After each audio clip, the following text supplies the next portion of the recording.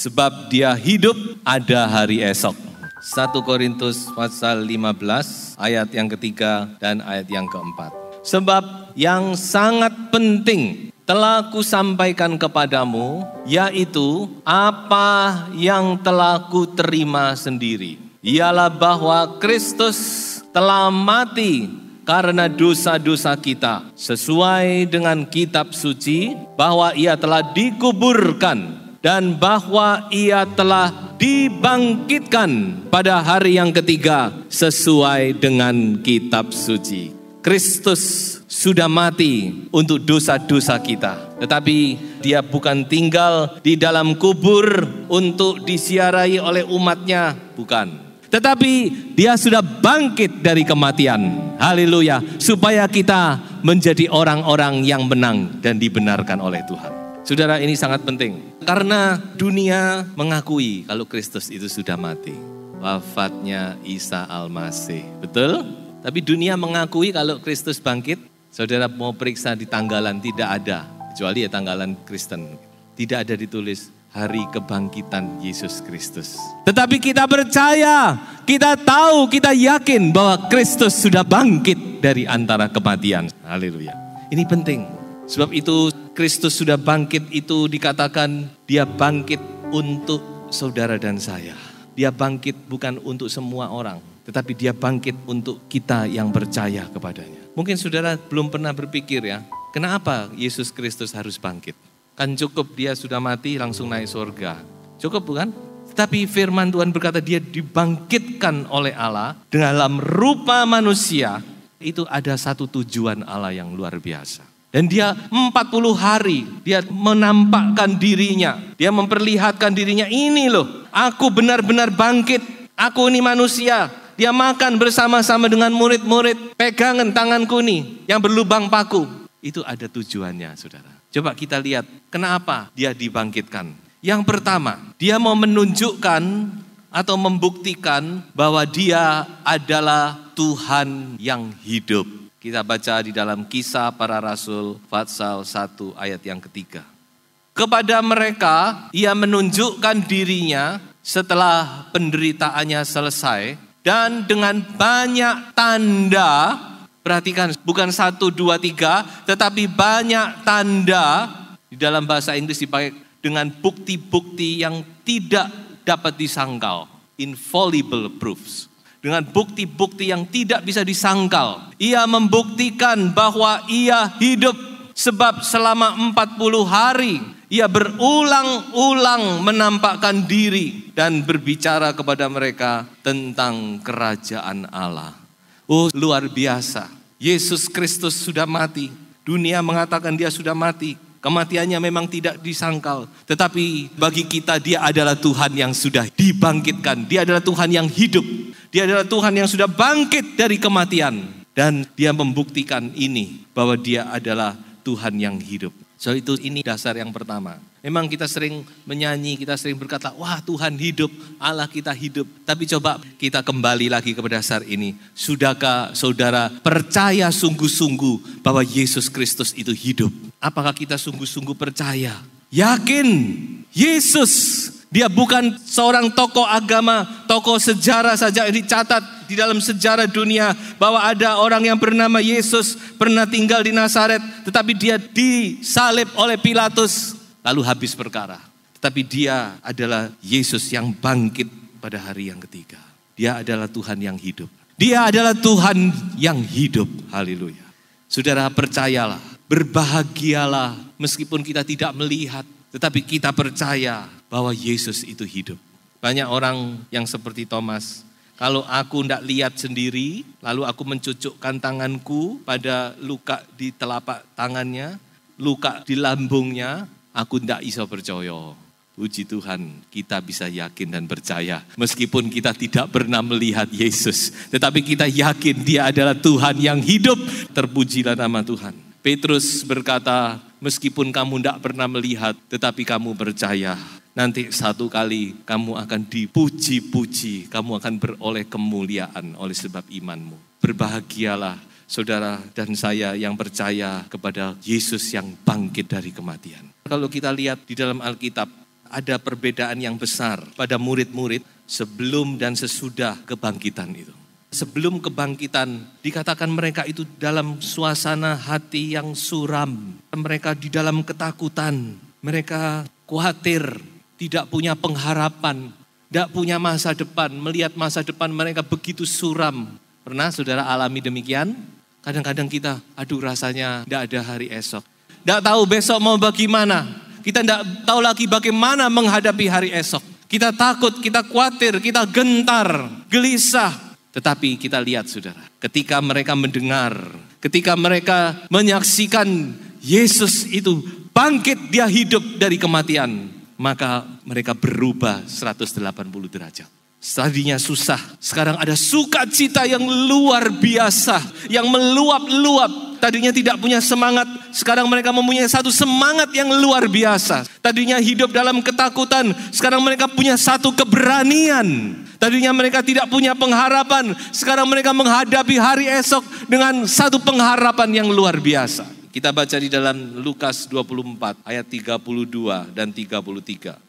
Kata mereka seorang kepada yang lain, bukankah hati kita berkobar-kobar ketika ia berbicara dengan kita di tengah jalan dan ketika ia menerangkan kitab suci kepada kita? Ayat 33, lalu bangunlah mereka dan terus kembali ke Yerusalem. Kita tahu cerita ini tentang dua murid yang berjalan ke Emmaus dari Yerusalem. Mereka dalam keadaan yang tertunduk. Berjalan mungkin mereka sudah tidak punya semangat. Mereka seperti orang yang kalah perang. Mereka tidak punya satu gairah untuk hidup lagi. Mereka tidak tahu habis ini mau apa langkah yang saya ambil.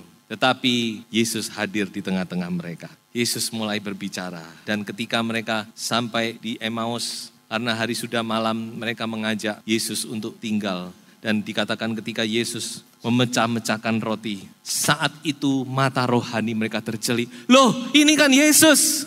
Tapi Yesus langsung hilang. Dan dikatakan apa? Saat itu juga mereka tidak tunggu besok. Malam itu juga mereka langsung kembali ke Yerusalem. Dengan satu hati yang berkobar-kobar. Dengan satu semangat yang baru. Inilah orang yang percaya kepada Yesus yang sudah bangkit. Saya tidak tahu keadaan saudara saat ini. Mungkin saudara dalam keadaan yang susah. Saudara seolah-olah tidak tahu hari esok mau bagaimana lagi. Saudara sepertinya tidak punya pengharapan. Saya mau beritahu kepada saudara bahwa masih ada hari esok. Karena Yesus yang saudara dan saya percaya, yang kita sembah adalah Yesus yang hidup. Dia sudah bangkit dari kematian. Sebab itu bangkitkan semangat saudara. Hadapi hari esok. Dia berjanji apa? Coba kita baca satu ayat di dalam Ibrani pasal 13 ayat yang kelima, bagian yang B. Inilah janji Tuhan. Karena Allah telah berfirman, aku sekali-kali tidak akan membiarkan engkau, dan aku sekali-kali tidak akan meninggalkan engkau. Saudara-saudara, janji Tuhan kepada kita, sekali-kali Dia tidak akan meninggalkan saudara dan saya. Meskipun di lembah bayang-bayang maut sekalipun, Dia beserta dengan kita. Haleluya. Sebab itu jangan takut. Masih ada pengharapan di dalam Yesus. Ada jalan keluar di dalam Yesus. Karena Yesus yang kita sembah bukan Yesus yang mati di dalam kubur. Tetapi Dia adalah Yesus yang hidup. Dia sudah bangkit dari kematian. Haleluya. Yang kedua, mengapa Yesus dibangkitkan? Dia mau menunjukkan Dia adalah anak Allah yang berkuasa, yang menang atas maut dan kematian. Coba kita baca di dalam Roma pasal 1 ayat yang keempat. Dan menurut Roh Kekudusan dinyatakan oleh kebangkitannya dari antara orang mati bahwa Ia adalah anak Allah yang berkuasa, Yesus Kristus, Tuhan kita. Haleluya, haleluya. Yesus bukan sembarang tokoh agama, bukan sembarang guru, bukan sembarang nabi. Tetapi Yesus adalah anak Allah yang berkuasa. Dia punya kuasa dan dia maha kuasa. Manusia begitu luar biasa, teknologi begitu luar biasa. Tetapi sampai saat ini tidak ada orang yang bisa melawan kematian. Tidak ada. Memang firman Tuhan sendiri berkata, musuh yang terakhir adalah maut. Tetapi dengan kebangkitannya dia membuktikan bahwa dia sudah menang atas maut. Dia sudah mengalahkan maut. Yesus bangkit bukan sekedar dia bangkit begitu saja. Tetapi dia bangkit sebagai pemenang. Dia bangkit sebagai orang yang mempunyai kuasa. Di dalam Matius 28 ayat 18. Yesus mendekati mereka dan berkata, kepadaku telah diberikan segala kuasa di sorga dan di bumi. Haleluya. Ini ayat yang bukan sekedar ayat yang biasa. Kalau saudara bandingkan waktu iblis mencoba Yesus di dalam Lukas pasal 4. Iblis berkata apa? Yesus, semua ini ada dalam kuasaku. Kalau kamu mau menyembah aku, sekali saja aku berikan kepadamu. Perhatikan perkataan iblis. Dan Yesus tidak menyangkal. Karena memang sejak Adam dan Hawa jatuh di dalam dosa, seolah-olah hak memerintah, hak yang Allah berikan kepada Adam dan Hawa untuk menguasai bumi dan seisinya, dia gadaikan kepada iblis. Makanya iblis berkata, Yesus lihat ini, bumi ini. Ini semua dalam kuasaku. Tetapi kalau kita membandingkan dengan apa yang Tuhan Yesus katakan tadi, kepadaku sudah diberikan segala kuasa baik di sorga maupun di bumi. Rupanya pada waktu dia mati sepertinya akan kalah bukan? Tetapi justru itu mengalahkan iblis. Dan dia bangkit dari kematian. Maka sekarang kuasa itu beralih ada di tangannya. Saudara. Haleluya. Sebab itu Yesus berkata segala kuasa baik di bumi baik di sorga sudah diberikan kepadaku. Sebab itu Paulus berkata, kita yang ada di dalam Yesus, kita ini juga punya kuasa. Kita ini juga pemenang. Bahkan Paulus berkata, kita ini lebih dari pemenang. Kita tahu ayatnya bukan? Roma 8 ayat 37. Kita lebih dari pemenang. Ini bukan sekedar slogan. Ya, jangan cuma slogan. Hayati dan alami kemenangan itu di dalam dirimu, di dalam diriku juga. Karena kita di dalam Yesus Kristus, kita ini pemenang. Dan itu bukan sekedar slogan, sudah dibuktikan oleh kebangkitannya dari antara orang mati. Luar biasa. Sebab itu orang percaya hidup kita memang hidup masih di dalam dunia. Tetapi Tuhan menghendaki kita ini hidup sebagai pemenang. Ya, coba kita baca ayatnya. Roma pasal 5 ayat 17.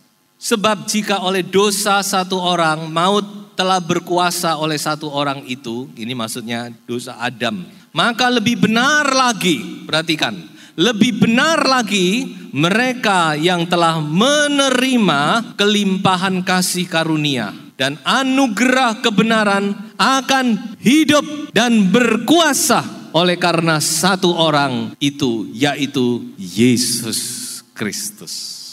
Firman Allah berkata, kita semua percaya kalau dibilang kita ini karena Adam dan Hawa, kita ini menjadi orang berdosa, semua amin. Tapi seringkali kita tidak percaya bahwa karena Kristus kita adalah orang-orang yang menang. Tapi firman Tuhan berkata, kalau karena dosa kita mati, apalagi karena Kristus satu orang. Oleh anugerah Allah, sekarang kita menjadi orang yang hidup. Dan bukan cuma hidup, kita berkuasa. Dalam kata berkuasa ini dipakai kata kita ini memerintah. Bahasa Inggris juga shall reigns in life. Kita memerintah di dalam hidup ini. Bukan diperintah, tapi kita memerintah. Kita punya kuasa untuk memerintah di dalam hidup. Kita punya kuasa untuk menang di dalam hidup ini. Sebab itu jangan sampai kita hidup dalam kekalahan. Kalah demi kekalahan. Ya, kita manusia bisa gagal. Tetapi kalau kita terus hidup dalam kegagalan, kalah kepada dosa, kalah kepada daging, kalah kepada iblis, itu bukan cara hidup orang percaya. Anak Tuhan harus hidup di dalam kemenangan. Amin. Karena firman Tuhan berkata, oleh anugerah Yesus Kristus, we will reign in life. We shall reign in life. Kita akan memerintah di dalam dunia ini. Kita adalah orang-orang yang menang. Tidak seharusnya kita hidup dalam kekalahan. Sebab itu ayo bangkit. Saudara punya kuasa. Saudara punya Roh Kudus di dalam dirimu. Saudara punya firman Allah. Saudara sudah diberikan hak untuk memakai nama Yesus. Saudara punya persekutuan dengan darah Yesus. Apa yang masih kurang, saudara? Petrus berkata, Tuhan sudah memberikan semua fasilitas kepada kita untuk kita hidup di dalam kekudusan, untuk kita hidup sebagai pemenang. Semua fasilitas Tuhan sudah beri, tinggal kita pakai. Sebab itu jangan mau lagi mulai hari ini dan seterusnya. Ayo hidup di dalam kuasa kebangkitan Allah. Hidup di dalam kemenangan. Jangan terus kalah, saudara. Tetapi kita mau menang, dan menang. Sampai selama-lamanya. Saya cuma mau ingatkan, kita ingin masuk surga bukan? Tetapi firman Allah berkata, surga itu miliknya orang-orang yang menang. Saudara mau tahu ayatnya? Coba kita baca ya. Wahyu 21 ayat yang ke-7. Barang siapa menang, ia akan memperoleh semuanya ini. Dan aku akan menjadi Allahnya, dan ia akan menjadi anakku. Dan kalau saudara baca Wahyu pasal 2 dan pasal yang ketiga, di situ ada surat kepada 7 sidang jemaat. Saudara coba perhatikan, setiap kali di akhir surat selalu dikatakan, barang siapa yang menang akan memperoleh ini. Coba saudara perhatikan. Jadi sudah tidak ada tempat untuk kekalahan. Tidak ada tempat untuk kekalahan kepada dosa. Kalau saudara dicobai dan saudara jatuh, saudara harus segera bangkit dan jangan sampai jatuh lagi. Jangan hidup dengan style kekalahan, tetapi hiduplah sebagai umat-umat pemenang. Haleluya. Jangan mau kalah. Saudara adalah orang pemenang. Kenapa kita mau kalah? Saudara adalah tuan. Kenapa mau hidup sebagai hamba? Kita punya prioritas, kita punya hak, kita punya fasilitas, kita punya segala sesuatu yang Tuhan berikan. Kita bisa berdiri tegak, kita memerintah di dalam nama Yesus. Saudara memerintah atas dosa, saudara memerintah atas kekalahan, atas iblis, atas segala pencobaan. Saudara berkata, dalam nama Yesus, no way, harus menang saudara. Puji Tuhan, haleluya. Jangan kita lewati ibadah demi ibadah sebagai rutinitas. Kalau mau rutinitas 50 tahun pun, 100 tahun pun tidak berubah saudara. Banyak orang yang senang beribadah karena mencari liturgi. Betul? Tapi saya tidak mau. Saya mau menikmati kuasa ibadah itu saudara-saudara. Kita harus mempunyai kuasa ibadah itu. Kita harus memiliki kuasa ibadah itu. Kita harus hidup sebagai orang-orang yang menang. Percuma kalau kita hidup sebagai orang-orang yang kalah. Haleluya. Karena Yesus Kristus adalah anak Allah yang berkuasa. Oleh kebangkitannya dia menyatakan diri. Dia bukan orang yang kalah. Tetapi dia adalah anak Allah yang berkuasa. Dan di dalam dia kita adalah orang-orang yang menang. Yang ketiga, mengapa Yesus bangkit dari kematian? Dia menyatakan dirinya bahwa dia sanggup menyelamatkan dengan sempurna. Coba kita baca. Ibrani pasal 7 ayat yang ke-25. Karena itu ia sanggup juga menyelamatkan dengan sempurna semua orang yang oleh dia datang kepada Allah. Sebab ia hidup senantiasa untuk menjadi pengantara mereka. Haleluya. Perhatikan bagian pertama ini penting. Dikatakan dia sanggup untuk menyelamatkan dengan sempurna. Bukan cuma menyelamatkan loh. Firman Allah berkata menyelamatkan dengan sempurna. Apa arti menyelamatkan dengan sempurna? Artinya itu tuntas, komplit, tidak separuh jalan, tidak tanggung-tanggung. Keselamatan yang Tuhan berikan itu meliputi keseluruhan, baik rohani tetapi juga jasmani. Jangan salah paham, Tuhan bukan cuma menyelamatkan kita lalu kita masuk surga begitu saja, tidak. Karena kita masih punya kebutuhan, betul saudara-saudara? Orang hidup punya kebutuhan, kita bukan lalu selamat masuk surga, ya sudah puji Tuhan, sudah untung-untung bisa masuk surga. Tidak saudara, dikatakan kalau Tuhan menyelamatkan itu menyelamatkan dengan sempurna. Artinya dia menyelamatkan rohani kita. Kita mati masuk surga, puji Tuhan. Tetapi selama kita di dunia ini, Tuhan juga menyelamatkan kita dari segala perkara. Dan tuntas keselamatannya itu. Kalau Tuhan menyelamatkan roh kita, dia juga menjamin hidup kita. Dia menjamin masa depan kita. Dia menuntun kita. Dia menasehati kita. Dia menopang kita. Dia mendampingi kita. Dia menghibur kita. Apa yang masih kurang? Tidak ada yang kurang. Di dalam Tuhan semua terpenuhi. Amin. Segala kebutuhan kita rohani dan jasmani terpenuhi. Kalau saudara masih belum merasakan atau saudara masih ada yang kurang, ada jalan di sini, dikatakan dia masih jadi pengantara dan dia senantiasa jadi pengantara. Datang kepada Allah Bapa melalui dia. Jadi ini ada kaitannya ayat ini. Sebab dia senantiasa menjadi pengantara kita, sebab itu dia sanggup menyelamatkan kita dengan sempurna. Dia menyelamatkan kita tidak separuh jalan. Ya, kalau manusia memang kita bisa maklumi. Sebab itu jangan kita berharap kepada manusia. Mari kita berharap kepada Yesus saja. Dia yang sanggup menyelamatkan kita dengan sempurna. Tapi kita ada caranya, yaitu melalui pengantara tadi. Dengan lain kata, kita melalui doa, segala sesuatu bisa kita dapatkan. Yohanes 14 ayat 13 dan ayat yang ke-14. Dan apa juga yang kamu minta dalam namaku, aku akan melakukannya, supaya Bapa dipermuliakan di dalam Anak. Ayat 14. Jika kamu meminta sesuatu kepadaku dalam namaku, minta kepada Bapa melalui Yesus, pengantara kita, aku akan melakukannya.